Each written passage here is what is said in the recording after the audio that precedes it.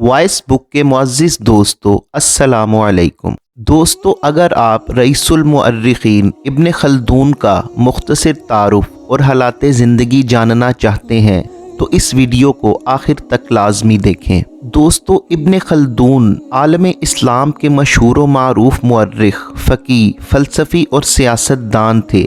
ان کا مکمل نام ابو زید عبد الرحمن بن محمد بن خلدون ولی الدین التونسی تھا۔ ابن خلدون تیونس میں پیدا ہوئے اور تعلیم سے فارغ ہونے کے بعد تیونس کے سلطان ابو عنان کے وزیر مقرر ہو گئے۔ تاہم درباری سازشوں سے تنگ آ کر حاکم غرناطہ کے پاس چلے گئے۔ یہ سرزمین بھی آپ کو راس نہ آئی تو مصر آ گئے اور جامعہ الازہر میں درس و تدریس پر مامور ہو گئے۔ مصر میں انہیں فقہ مالکی کا قاضی مقرر کر دیا گیا اور اسی عہدے پر آپ نے وفات پائی۔ ابن خلدون کو تاریخ یعنی ہسٹری اور عمرانیات یعنی سوشیولوجی کا بانی تصور کیا جاتا ہے۔ انہوں نے العبر کے نام سے ہسپانوی عربوں کی تاریخ رقم کی۔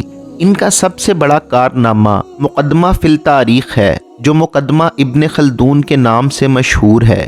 یہ مقدمہ تاریخ، سیاست، عمرانیات، اقتصادیات اور ادبیات کا انمول خزانہ ہے۔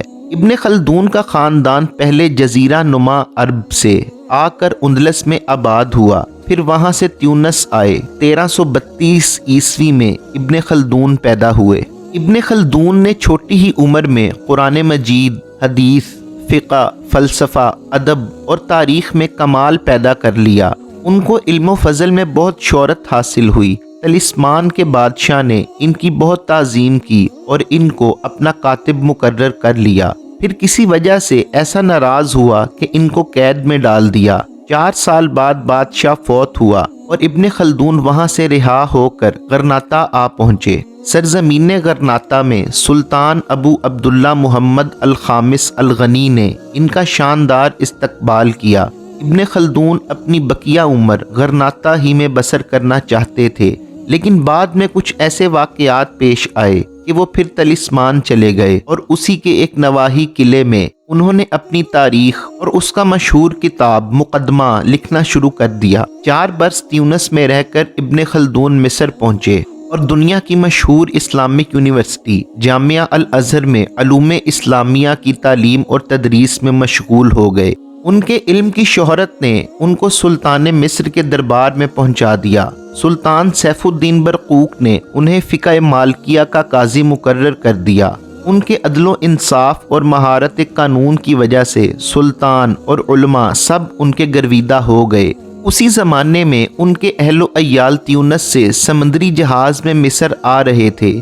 ابن خلدون کئی سال کے بعد اپنے گھر والوں سے ملاقات کے خیال سے بے حد خوش تھے کہ اچانک سمندر میں طوفان آنے کی وجہ سے جہاز غرق ہو گیا۔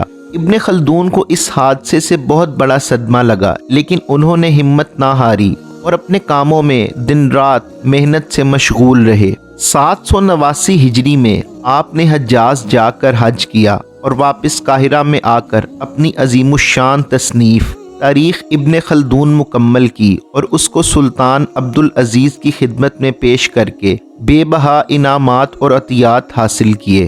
1803 ہجری میں مصر کے سلطان نے انہیں ایلچی کا عہدہ دے کر شام کے شہر دمشق میں بھجوایا، جہاں انہوں نے امیر تیمور سے اس وقت ملاقات کی جب وہ دمشق کا محاصرہ کر رہا تھا۔ ابن خلدون 7 ہفتوں تک اسی محصور شہر میں رہے۔ وہ تیمور سے مکالمہ کرنے کے لیے تیمور کی خیمہ گاہ پہنچے اور ایک سوال جواب کا تاریخی سلسلہ جاری ہوا، جس کو ابن خلدون نے اپنی سوانح عمری میں بڑے پیمانے پر ذکر کیا ہے۔ امیر تیمور نے ان سے مغرب کی سرزمینوں کے حالات کے بارے میں تفصیل سے سوال کیا اور اس کی درخواست پر ابن خلدون نے اس کے بارے میں ایک لمبی رپورٹ بھی تیار کی۔ جیسے ہی انہوں نے تیمور کے ارادوں کو سمجھا، انہوں نے تاتار کی تاریخ پر بھی ایک لمبی رپورٹ تیار کی اور پھر صحیح سلامت مصر واپس آئے اور وہاں کے حکمرانوں کو تیمور کے ارادوں کی رپورٹ بھجوا دی۔ ابن خلدون اگلے 5 برس تک قاہرہ میں اپنی سوانح عمری اور اپنی دنیا کی تاریخ مکمل کرتے ہوئے استاد اور جج کی حیثیت سے کام کرتے رہے۔ اندلس اور تیونس کے لوگوں کو ان پر بے حد فخر تھا۔ اور وہ چاہتے تھے کہ ابن خلدون اپنے وطن میں آ کر رہیں، لیکن مصر کی خاک ان کو اس قدر راس آ گئی کہ بمطابق 808 ہجری آپ وہیں پر انتقال فرما گئے۔